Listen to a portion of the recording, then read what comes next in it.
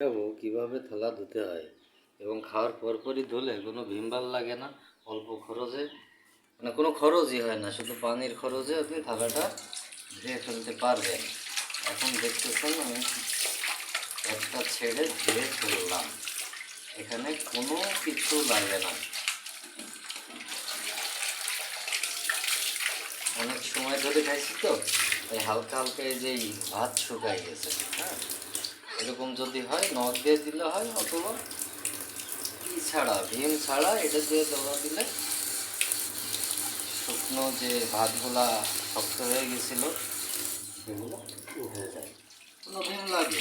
এইভাবে যদি কাজ করা হয় 10 টাকার একটা ভীম কিনে 1 বছর চালানো যাবে। এটা কোনো দাগ আছে, একবারে চকচকে চেহারা দেখা যাবে।